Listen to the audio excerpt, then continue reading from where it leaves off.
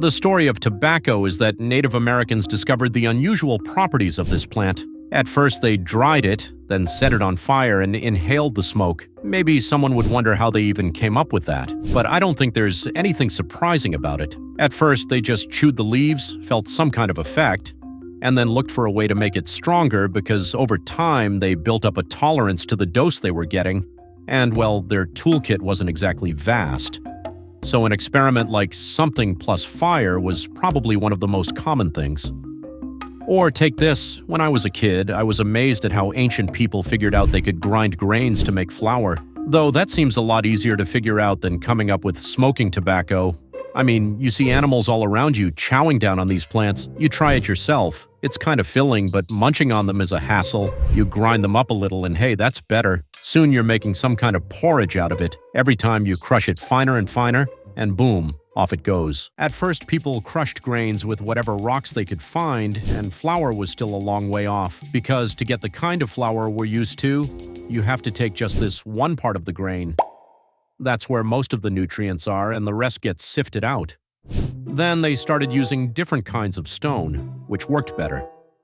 And eventually they invented mortars and millstones, which let them grind grains faster and better. A millstone is a pair of discs with a special surface on the inside to grind efficiently. And by the way, not just for grains. Turning that thing is tough work, so when people got tired, what did they do? Nope, wrong. They had someone else do it, made slaves turn it, or even hitched up animals to do the job. But way before our time, they figured out how to use nature's power. They added a transmission mechanism, stuck it in a river, and let the water wheel turn the millstone.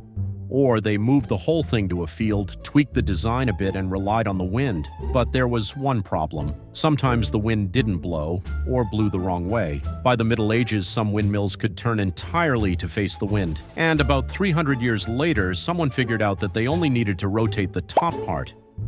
By the way, early windmills had vertical axes, but they weren't very efficient, so eventually the ones with horizontal axes took over. Mills didn't necessarily just produce flour because, like I said, you could grind up all sorts of things, not just grain. For example, clay pottery shards so they could be turned into paint later. Or you could ditch the millstones and slap on a sharpening wheel to grind tools and weapons, or put a hammer there for forging metal. A mill could even be a sawmill. Easy. By the early 19th century, lots of mills lost their sales because the steam engine was invented. Now, if you wanted to start grinding flour, all you had to do was toss some coal into the boiler and enjoy progress. Smell that? Something's burning. That's what happened when they started installing steam boilers in mills and storing tons of coal. But honestly, I don't smell anything. Because by then the tech was advanced enough that boiler explosions were rare, and as long as you followed the safety rules, you were good. And, well, making bank, you know.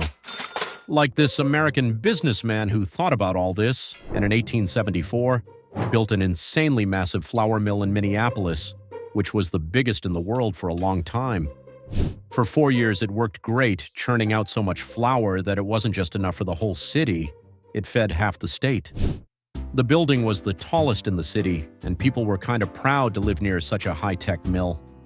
In fact, Minneapolis was considered the milling capital of the world back then. May 2nd, 1878. At 6 p.m., the workers finished their shift, but the mill kept running overnight, so the night crew came in. Everyone was doing their usual work, but an hour later, a massive explosion blew the granite building apart, shattered windows in nearby houses, and the blast was heard in neighboring towns. A steam boiler explosion is powerful, sure, but not strong enough for that. Except the boiler didn't explode at all. Let's take a piece of wood. It has stored energy and we can release it. All we need to do is light it on fire. We'll feel the heat, which means the energy is being released. This keeps going until the whole block of wood burns out. But what if we turn it into powder? Mix it well with air, creating a cloud of wood dust, and set it on fire. The particles touching the flame ignite instantly, releasing energy that sets off the next ones, and the whole thing burns up super fast. All the stored energy is released almost instantly, but for that to happen, there has to be just the right ratio of dust to air.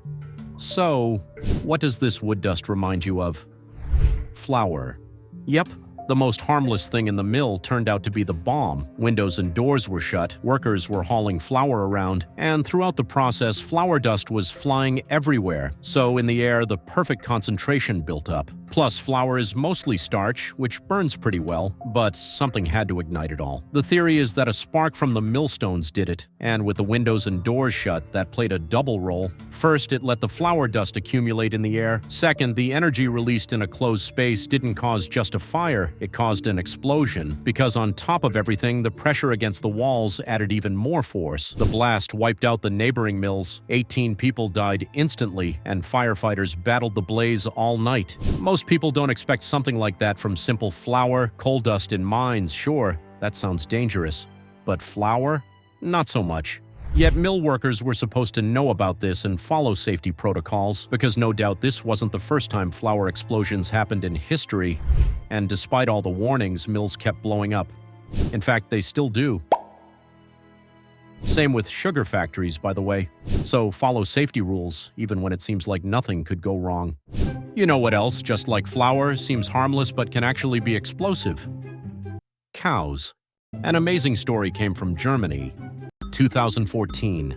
Cows gone wild, barn explosion, shakes up small German town. Something straight out of a crazy comedy happened in central Germany. A barn in the small town of Rasdorf literally blew up. And no, it wasn't a gas leak or some kind of arson. The culprits? The cows themselves. How did cows blow up a barn? According to local police and experts, the barn, which housed 90 cows, turned into a ticking time bomb due to a dangerous buildup of methane gas. Cows naturally produce methane during digestion, both through burps and, well, the other end. Normally, the gas just drifts away, no big deal, but with poor ventilation, it started collecting, turning the barn into a giant fart-filled bomb waiting to go off. The final straw? Static electricity, a tiny spark, maybe from clothes rubbing together or the cows brushing against metal, ignited the gas cloud. Boom. The explosion was so strong it ripped the roof off the barn. One unlucky cow got burned, but thankfully vets were on the scene to help. Moral of the story? When dealing with 90 gassy cows, make sure the place is well ventilated, or you might just end up on the news. Cows in everyday life, as we've learned, can be dangerous.